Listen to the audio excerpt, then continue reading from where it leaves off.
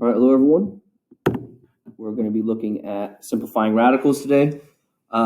This is something that comes up in geometry when we're doing Pythagorean theorem and doing square roots, but it comes up in pretty much all your math classes because what will happen is, and you might have seen this, where you'll encounter a problem like what we're about to do, for example, where the answer, you find out that the answer is the square root of 32.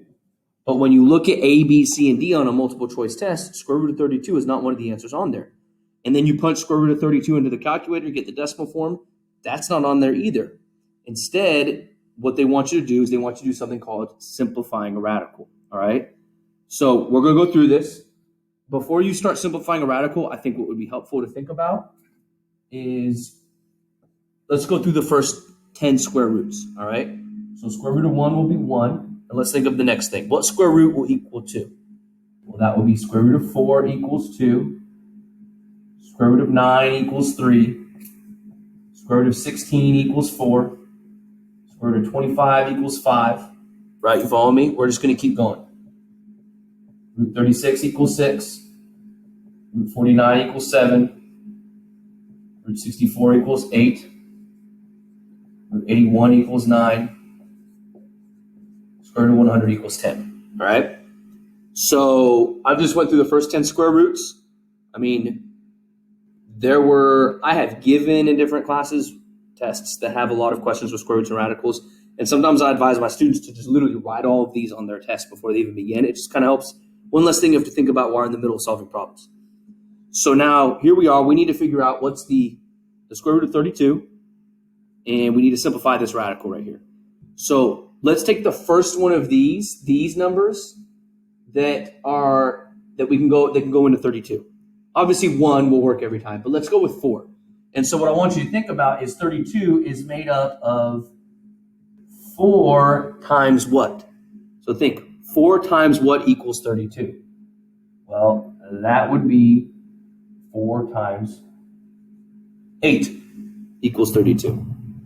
And then what you're going to do, because we're not trying to just get 32, we're trying to get square root of 32. So what we're really doing is the square root of 4 times the square root of 8.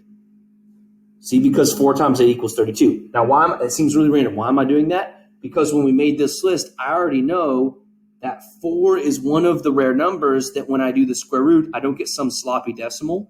I'm going to get a solid answer. When I do square root of 4, I'm going to get 2. So when I do square root of 4, what does this turn into? Yeah, you got it. It turns into 2. And now square root of 8 is stuck there for me to deal with. If you go to this Delta Math assignment, if you look, you have, no, I give Mr. K. If you go on Delta Math, you look, you have square root of 8, square root of 4, just like what I did right there, right? Square root of 4, I'll do it in the same order, actually, that I did, just in case, just to lower the chances of this being confusing.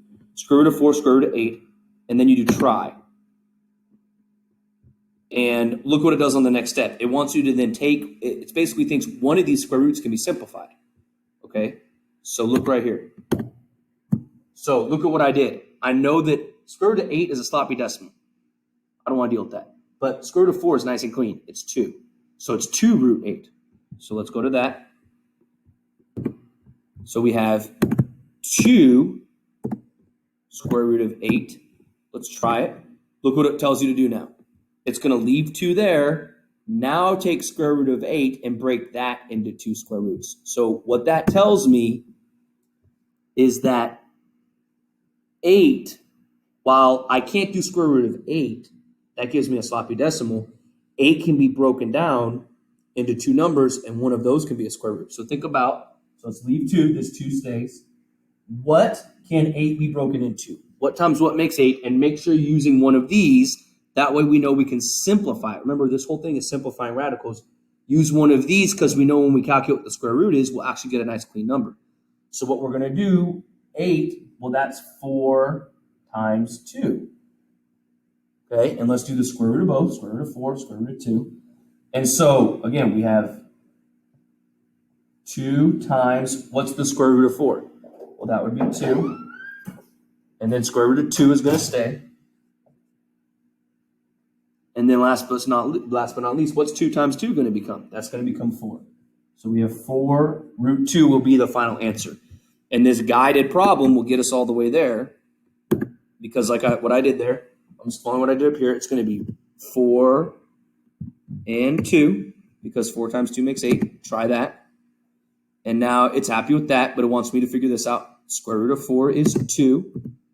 Square root of 2, that's a nasty decimal. Let's leave it there. And now one more thing. What's 2 times 2? That's 4 and root 2. Okay? Now, there are multiple ways this could have been done. You are done, and it's happy. I can't redo the same problem. Because what you could have done, let me just do it right here. That's right. With this, there's typically more than one way to get to the right answer on a problem. Because what you could have also done, let's do square root of 32. And ideally, you save time by doing as big of a step as possible. We figured out that the square root of 4 goes in there, but do one of these other ones go into 32? Yeah, 16. So look what you could have done from the beginning. You could have gone like this and gone, well, I know 16 will get simplified, so it's one of the ones I want to use.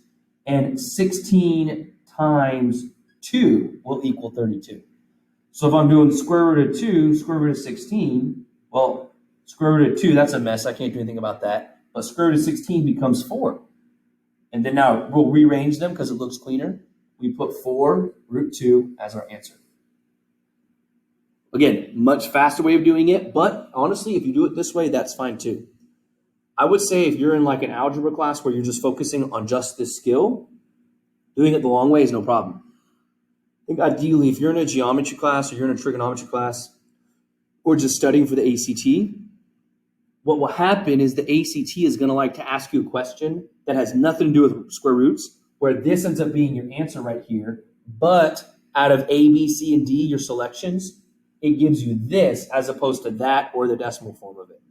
And when that's the case, I would rather you not in the middle of an ACT spend a ton of time doing this and getting stuck. Instead, have the fast way of doing it and just quickly get there. That would be the goal. All right, let's look at another problem.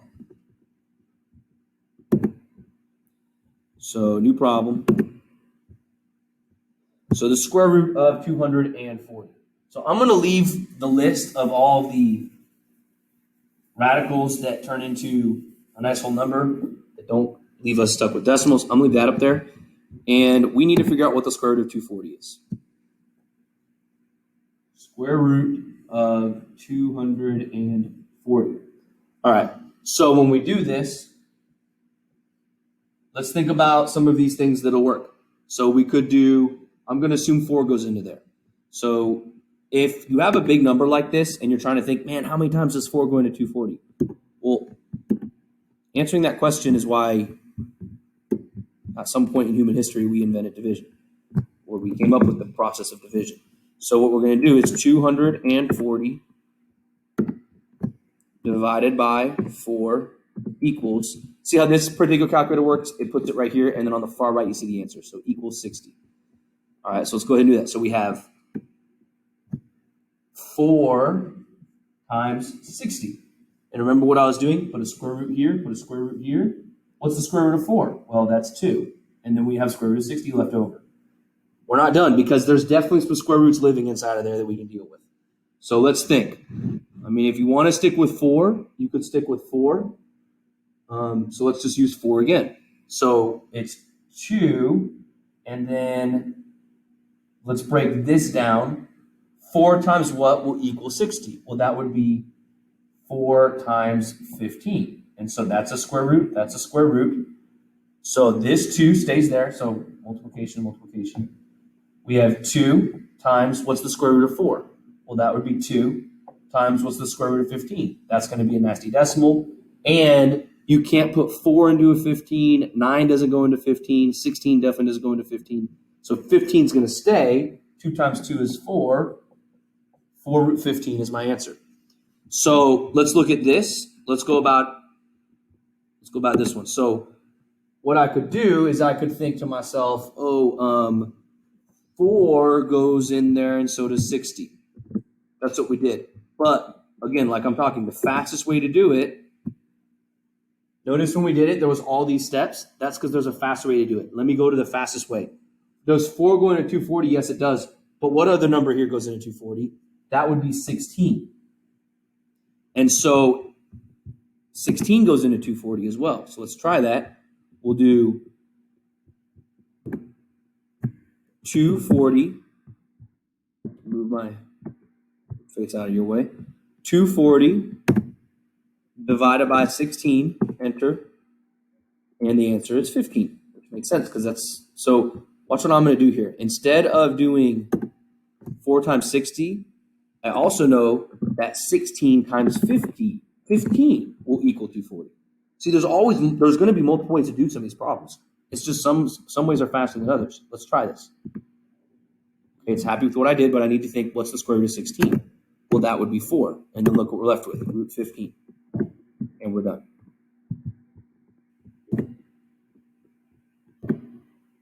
So what I could have done, see, look what it does. It shows us the fastest path, or what the slowest path would have been is the first thing I did.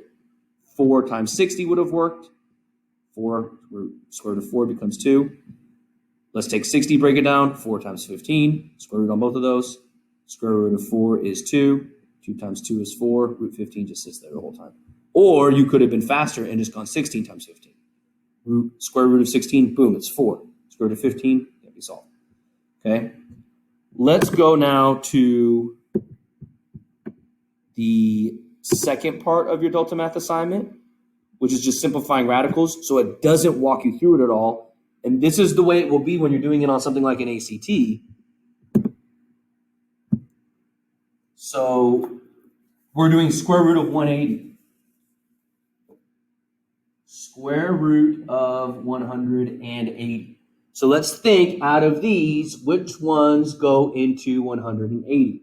Now, it's always fastest if you can think of the largest possible number that can fit into 180. But you don't have to do the fastest way. So here's what I would just do in my head the moment I see this. 180 is basically just 18, but it's times 10. Now, I know 9 goes into 18, so it has to go into 180. So I'm going to use 9. 9, if you wanted to just do 180 divided by 9, you could do that to see what it gets. But that's definitely going to be 20. So 9 times 20 equals 180. Square root, square root. All right. What can we simplify? We can simplify 9. 9, the square root of 9 becomes 3. Okay. Now we need to simplify this. So it's 3 times, and this will be 4 times 5, but these are both square roots because it's square root of 4 times square root of 5 would have been 20. And now, can we simplify anything in here? The whole reason I did that is because I know 4 is one of the roots that gets simplified. And 4 times 5 is 20, so let's simplify that. So square root of 4 is 2. And then 3 times 2 is 6, root 5. That's what we end up with. Let me do one more problem, and then that'll be it for now. So I ended up with 6 square root 5. Submit the answer. Okay, new problem. Square root of 36. Well, that's just 6. That was easy. Let's do a new one. You better hope when you're doing this, you get a bunch of those. That makes your life way easier. Square root of 36 is so much easier than square root of 200. So, square root of 200. Square root of 200. And let's break this down. So again, the bigger you can use, the better. So you could go with 4. 4 definitely goes into 200. You could go with 25. Goes into 200 8 times. Look at that for a second. Can you see which one for sure goes into 200? Which is the biggest out of these that goes into 200? 100.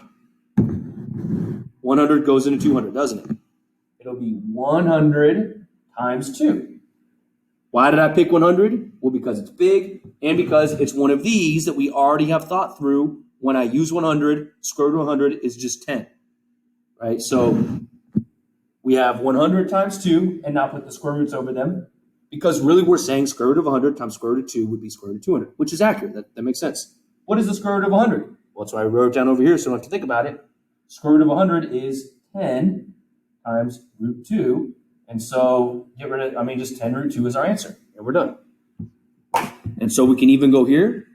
We can double check ourselves, and we have 10 root 2, and we're good. All right, so that's the assignment. I'm not going to do too many more because I don't know how many random questions they generate, and I don't want to do them all, and then you don't have any to do yourself. So that's how we do this. Email me if you have any issues. But hopefully this makes sense. This is an important skill. I hope we can get this skill down.